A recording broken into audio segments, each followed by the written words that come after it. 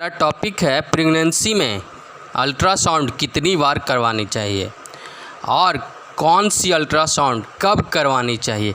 कितनी प्रकार के अल्ट्रासाउंड होते हैं प्रेगनेंसी में। माँ बनना किसी भी महिला के लिए दुनिया की सबसे बड़ी खुशी है। इस दौरान महिलाएं कई सारी मिक्स्ड फीलिंग से गुजरती हैं। कई महिलाओं को शारीरिक समस्याओं का सामना करना पड़ता है, तो कई के लिए यह समय बहुत खूबसूरत होता है। प्रेगनेंसी के दौरान कई सारे टेस्ट करवाना भी बहुत ज़रूरी होता है और समय समय पर डॉक्टर को दिखाना भी ज़रूरी होता है।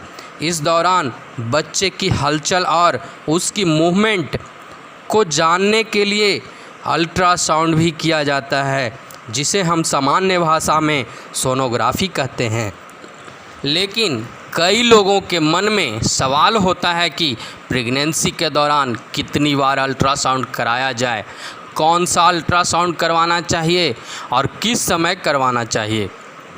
तो आज हम आपके इन सभी सवालों का जवाब इस वीडियो में देंगे और आपको अल्ट्रासाउंड से जुड़ी सारी जानकारियां देंगे। इसलिए वीडियो अंत तक ज़रूर देखें, जिससे आपको अच्छे से समझ में आएगा। सबसे पहले जानते हैं क्यों ज़रूरी है अल्ट्रासाउंड।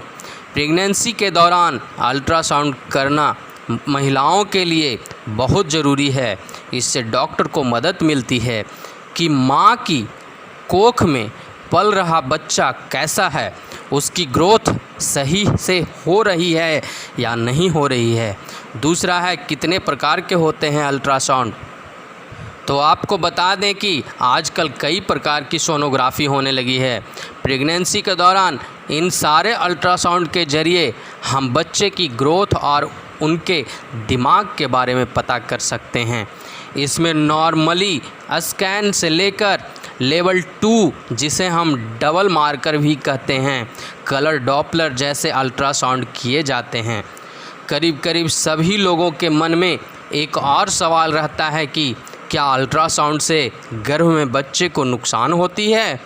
तो आपको बता दें कि प्रेगनेंसी में अल्ट्रासाउंड करने से नुकसान की संभावना बहुत कम होती है, लेकिन इसे बहुत ज़्यादा बार या हर महीने करवाने से हमें बचना चाहिए। प्रेगनेंसी के दौरान हर तिमाही में अल्ट्रासाउंड होना ज़रूरी होता है। अब जानते हैं कितनी बार अल्ट्रासाउंड करवानी चाहिए पूरे प्रेगनेंसी में। तो प्रेगनेंसी के दौरान पहला अल्ट्रासाउंड वायबिलिटी स्कैन के रूप में जाना जाता है, जो प्रेगनेंसी के 6 से 9 सप्ताह के अंदर करवाने की सलाह दी जाती है। दूसरा अल्ट्रासाउंड न्यूकल ट्रांसुलेंसी यानी कि एनटी कहा जाता है। यह 11 से लेकर 13 हफ्ते के बीच में कराई जाती है।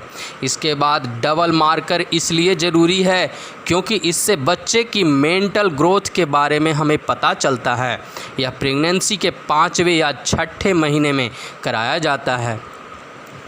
पूरे प्रेगनेंसी के दौरान 3 से 4 अल्ट्रासाउंड करवाए जा सकते हैं, लेकिन प्रेगनेंसी के कॉम्प्लिकेशन को देखते हुए आखिरी के महीनों में ज़्यादा बार भी अल्ट्रासाउंड किया जा सकता है। बहुत सारी पुरानी ख्यालात की महिलाओं का मानना है कि क्या फ़ायदा होता है अल्ट्रासाउंड करवाने से। तो आपको बता दें कि प्रेगनेंसी के दौरान सोनोग्राफी करवाने से बच्चे की हर गतिविधि की सटीक जानकारी मिलती है। गर्भ में पल रहा बच्चा किस तरीके से ग्रोथ कर रहा है, उसके दिल की धड़कन कैसी है, उसके हाथ पैर और शरीर का अन्य हिस्सा सही तरीके से बढ़ रहा है या नहीं, यहाँ तक कि बच्चे की डिलीवरी का डेट और उसके वज़न का पता भी अल्ट्रासाउंड के ज़रिए चल जाता है। बहुत सारी महिलाओं को कन्फ्यूजन होती है कि अल्ट्रासाउंड से हमारे बच्चे को नुकसान तो नहीं होता है।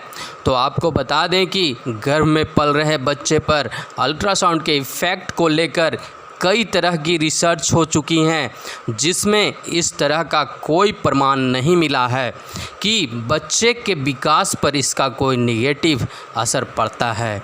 इतना ही नहीं, अल्ट्रासाउंड की वजह से किसी तरह की गंभीर बीमारी होने का खतरा भी नहीं होता है। ऐसे में सोनोग्राफी करवाने से आप ना डरें। जब भी आपके डॉक्टर अल्ट्रासाउंड करने के लिए आपको सजेस्ट करें तो आपको इसे करवाना चाहिए।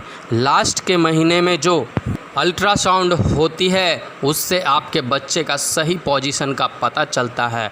आपके बच्चे का सिर नीचे की ओर हुआ है या आपका बच्चा उल्टा या ट्रांसवर्स है, कहीं आपके बच्चे के गले में गर्भनाल लिपटा हुआ तो नहीं है, ये सारी चीज़ें पता चलता है। तो आप प्रेगनेंसी के लास्ट महीने के शुरुआती में एक अल्ट्रासाउंड ज़रूर कराएं।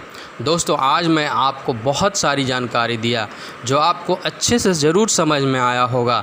इसके बाद भी आपके मन में कोई सवाल हो तो हमें कमेंट करके पूछ सकती हैं, हम आपके सवालों का जवाब ज़रूर देंगे। धन्यवाद।